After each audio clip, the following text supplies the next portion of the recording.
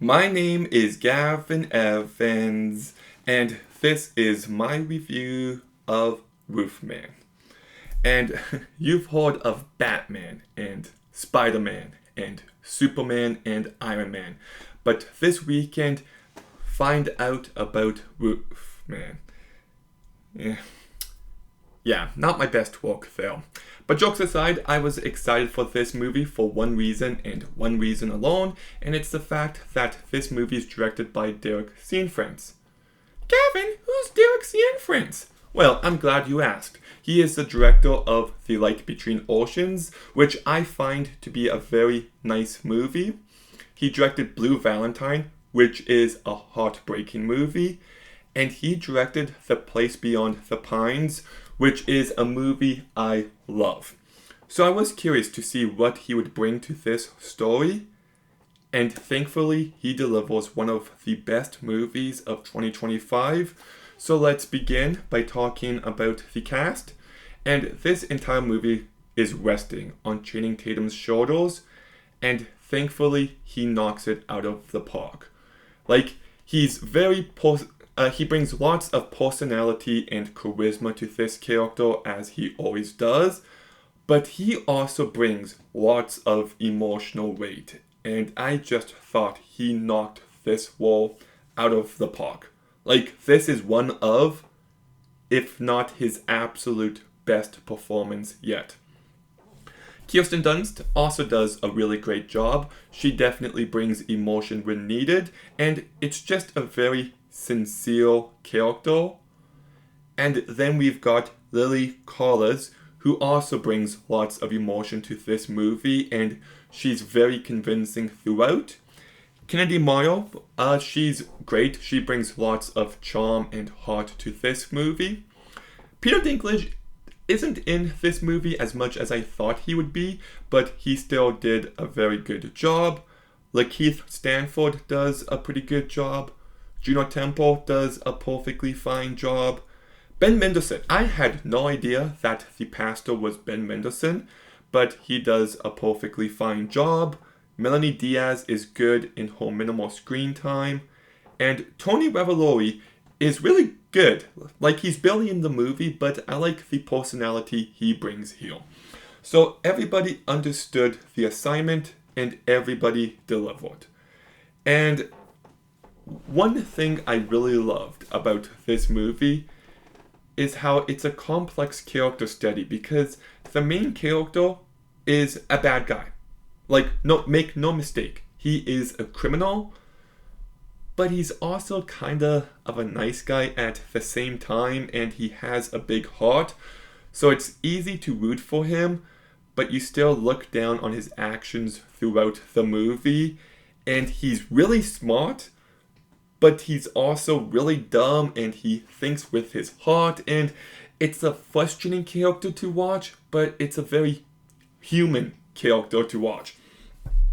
And I also love how he insists on giving gifts. It kind of shows you how that's his love language, but there is a level of depth there. I like how you can see how self-destructive he is, how he doesn't really learn. Like, I thought this was such a fascinating lead character. And, like, okay, so this guy's hiding out in Toys R Us, which is kind of a silly premise. But the movie does manage to be funny at times. It's definitely entertaining. But this movie is really sad. Like, this movie affected me on a very deep level, and you kind of know how it's going to end. Like, you know, he's either going to get caught or he's going to get away. And just both of those choices are so not what you want, and you're just waiting for things to escalate, and it adds this constant sadness that even during the good moments it feels sad, because you know it's not going to last. And yeah, by the end I found this movie to be a real big gut punch. And you know, there's something here about if second chances are ever really possible, if people can ever truly change, if you can escape your past. And really, at the end of the day, if you're a criminal and you do something bad, no matter what you want to believe, that's it for you. And like the guy is a criminal. He obviously deserves to get caught, but the way he impacts the characters' lives within this movie just makes it a very difficult and complex watch.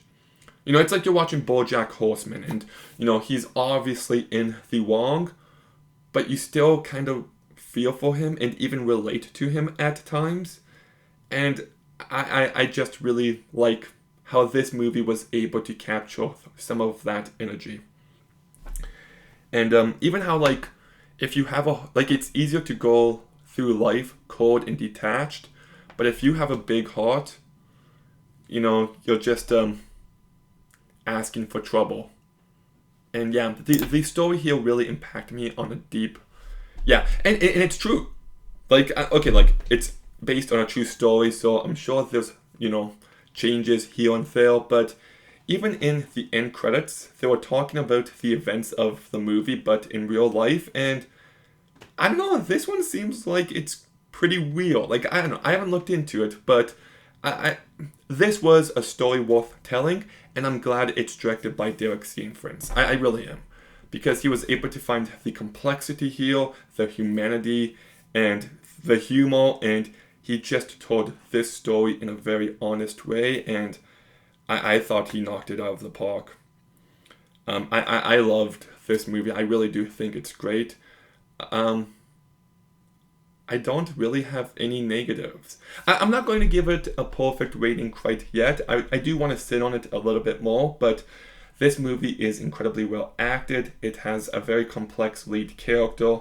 It is a very emotional movie. It's funny, it's entertaining, it's everything that I could have possibly wanted from it. So I'm giving Roofman an 8.5 out of 10.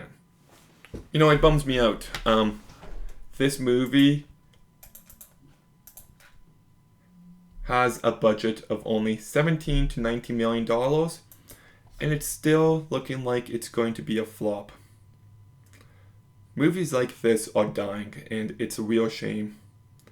I didn't see one battle after another, but that movie didn't do well. The Smash Machine I also didn't care about, but that movie didn't do well.